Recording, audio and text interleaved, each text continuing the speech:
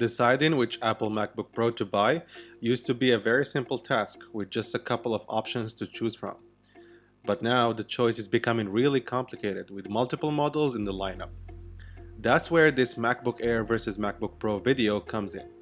By the end of this video, you should know exactly which laptop to spend your hard-earned money on, or whether you should wait for the next version to arrive soon.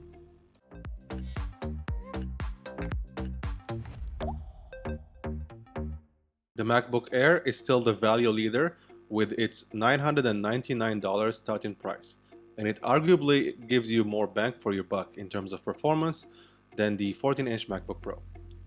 The MacBook Pro represents a big jump in price over the Air, but you get a lot for your $1,999. This includes a much faster M1 Pro chip, larger and superior 14-inch mini LED display with 120Hz refresh rate ProMotion, a sharper 1080p webcam, and more ports. But you'll likely need to have a demanding workload to appreciate all of these benefits. The M1 MacBook Air and the Pro share a machined aluminum shell. It comes in silver and space gray, and all have the little lip at the front of the base for easily opening the screen. The Air has a tapered wedge design, as it always has. But the new MacBook Pro delivers slim bezels and ditched the touch bar in favor of a dedicated function row that we say good reasons for. There's a notch at the top for the 1080p webcam, but it's not too distracting. I just hope that the MacBook Pro came with Face ID. It would make so much sense. If you want plenty of ports, then the MacBook Air is not the best choice. It offers only two Thunderbolt 3 ports. The new 14-inch and the 16-inch MacBook Pro delivered the most port in this case, including 3 Thunderbolt 4 ports, an HDMI port, and an SD card slot. Plus, there's also the MagSafe charging port. All of the MacBooks you can buy offer Apple Magic Keyboard, which delivers a strong tactile performance, and it's way better than the butterfly keyboards of last year's. The Retina displays in the MacBook Air and the 14-inch MacBook Pro are both sharp and colorful. And while it's close, there is a reason to go Pro: brightness and refresh rate. The new MacBook Pro take display quality to the next level with their Liquid Retina XDR displays. They're rated for 1000 nits of brightness and offer mini LED technology for superior colors and contrast. Plus, you get the 120Hz ProMotion display for smoother performance. While the MacBook Air offers great stereo sound for its size, the new MacBook Pro is on another level. That's because the 14-inch MacBook Pro offers a 6-speaker setup, and you now get more bass along with an octave lower sound for more robust audio profile.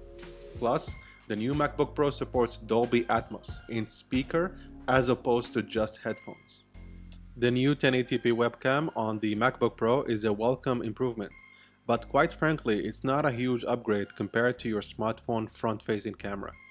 Now, the M1 and the M1 Pro theoretically have the same CPU performance, but Apple's change to the number of high power and low power cores in the M1 Pro gives it a slight edge over the M1.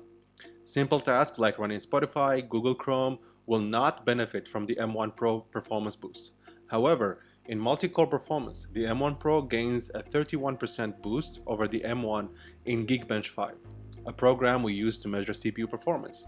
Anyone who needs to transcode 4K video or render 3D images faster should be pleased with how the M1 Pro performs in real-world, multi-core tasks like those. The SSD on the M1 Pro is impressive, with Blackmagic disk speed test read and write rates of about 5000 megabit per second, double the 2500 megabit per second from the M1 in the Air. When trying the web performance of both machines using Speedometer 2.0 and Jetstream No. 2 benchmarks, it's clear that the M1 Pro delivers more than twice the performance of the M1.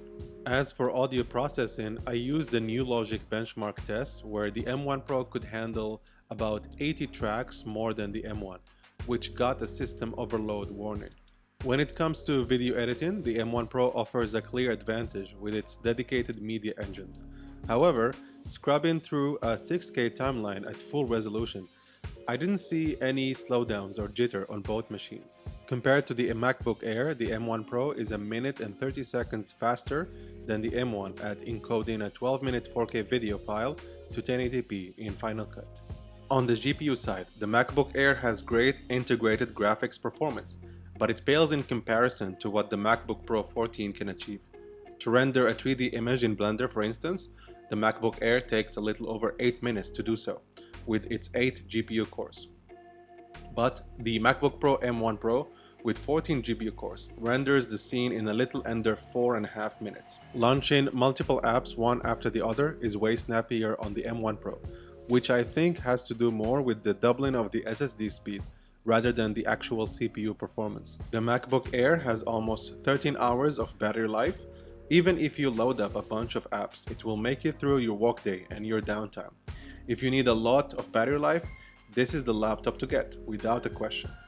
In comparison, the MacBook Pro 14 has about 10.5 hours of battery life in my test, which is still excellent, but notably shorter than the MacBook Air's life.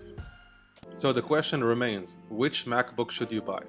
Well, if you want a portable powerhouse to tackle some resource-intensive tasks, then you will find what you need in the new MacBook Pro 14. It's more expensive than the MacBook Air, but you're paying the premium price for some quality of life improvements like more ports, better display, better internals, and also better fans and better cooling.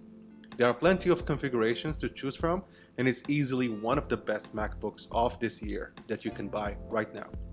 For the rest, I think that the MacBook Air M1 is still capable enough to handle most tasks. Not only it will serve you well for a good few years with its reliable performance, but it also costs significantly less. I think it will continue trading blows with a lot of thin and light Windows notebooks on the market. So my personal recommendation is this. If you are a graphic designer, video editor, anybody that does graphic related work, then spending more money and getting the MacBook Pro 14 M1 Pro is really recommended.